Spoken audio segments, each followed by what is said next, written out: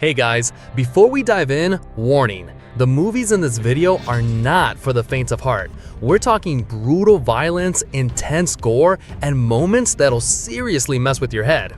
If you're into extreme cinema and can handle the madness, you're in the right place. But if not, this might not be your kind of watch. Alright, you've been warned, let's go. Nicely done, Duchess. Duchess. Starting off at number 10, we've got Duchess 2024, a gritty British crime thriller directed by Neil Marshall with a fierce performance by Charlotte Kirk, who also co-wrote the script. This one's got revenge, blood, and attitude, everything you want in a hard-hitting action flick. It follows Scarlett Monahan, a tough, working-class petty criminal who gets dragged into the deadly world of diamond smuggling. But when a deal goes south and she's left for dead, she rises from the ashes as Duchess, an anti-heroine out for brutal, no-mercy revenge. Think Guy Ritchie vibes, but with a raw, vicious edge. The violence? Intense and personal. The cast? Stacked, with Philip Winchester, Cole Meany, and Sean Pertwee bringing serious grit. In and out like it's nothing. Nobody gets hurt. Coming in at number 9 is 68 Kill, a crime comedy that starts with a simple heist and spirals into complete madness. Matthew Gray Gubler plays a guy whose psychotic girlfriend drags him into increasingly violent situations. What makes this movie special is how it balances dark comedy with genuinely shocking violence. One minute you're laughing, the next minute you're covering your eyes. The cast is fantastic, especially Annalyn McCord as the unhinged girlfriend. She's absolutely terrifying and somehow still charismatic. The movie keeps throwing curveballs at you, and just when you think you know where it's going, it goes somewhere completely different. It's the kind of movie that'll leave you questioning what you just watched.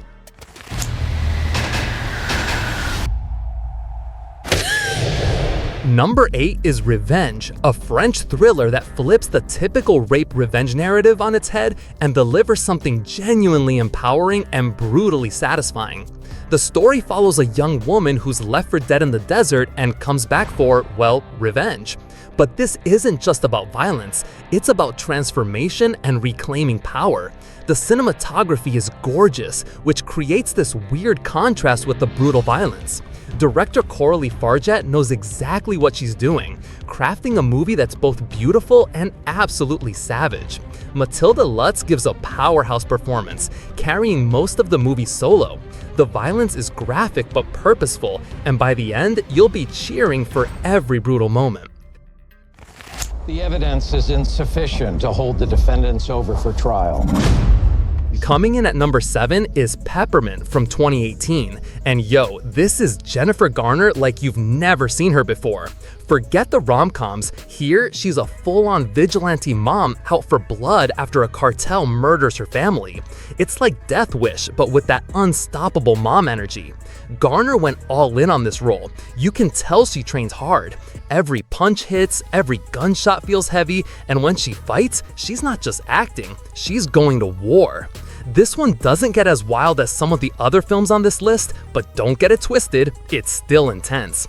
She's not just seeking justice, she's hunting these guys down like a tactical unit. Sometimes you just want to watch the bad guys get wrecked, and Peppermint gives you exactly that. Clean, brutal, and seriously satisfying.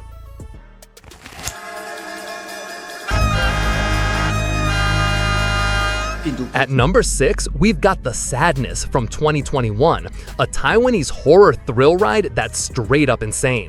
A virus spreads, but instead of zombies, people turn into sadistic maniacs who love causing pain. This movie does not hold back. The violence, creative, brutal, relentless. It's like someone watched 28 Days Later and said, let's crank the nightmare to 11.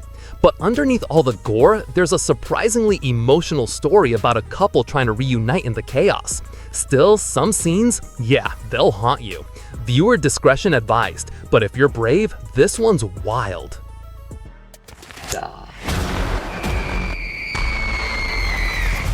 Going to die tonight. Coming in at number 5 is The Evil Dead 2013 remake, And let me tell you, this ain't the campy fun from the 80s. This is pure nightmare fuel from start to finish. We're talking buckets of blood, creepy demons, and a finale so insane you'll be gripping your seat. The practical effects? Absolutely brutal. Whoever did the gore here deserves a raise. What really makes it hit? No jokes, no winks, just straight up horror. And Jane Levy, she crushes it, especially in the final act. If you want a horror flick that goes all in, this one delivers.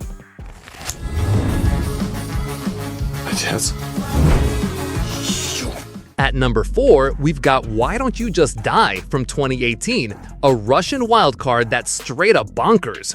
The plot? A guy tries to kill his girlfriend's corrupt cop dad, and everything goes so wrong. What starts as a simple revenge flick turns into a blood-soaked, hilarious chaos. The violence is so over the top, it's almost cartoonish, in the best way possible. Almost the whole movie takes place in one apartment, but they make it work so well. Everything in that place becomes a weapon at some point. If you want something totally different, crazy, and insanely fun, this is your jam.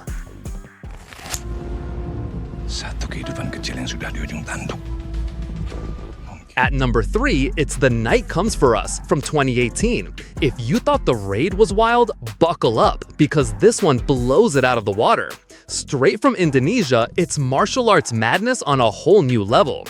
The story? A triad enforcer tries to save a little girl, and then chaos explodes everywhere. But honestly, the plot's just an excuse for some of the most insane fight scenes ever filmed. We're talking machetes, hammers, broken glass, anything that hurts, they use it. The choreography is next level, but the violence, so extreme it almost feels unreal. Almost. Joe Taslim kills it, and by the time the fights end, you'll feel like you went 12 rounds yourself.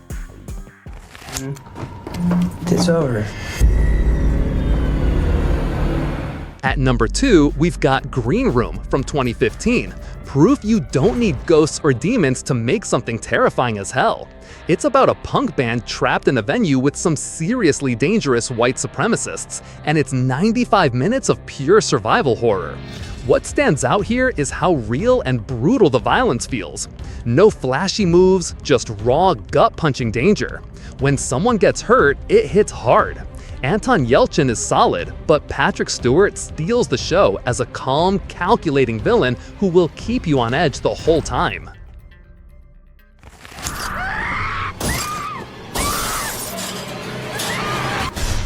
And here we are at number 1, I Saw the Devil, 2010, a South Korean masterpiece that asks, what happens when the good guy becomes just as twisted as the bad guy? The story follows a secret agent whose fiancé is murdered by a serial killer. But instead of just hunting him down, he starts torturing the killer, and the movie shows how revenge turns him into a monster too.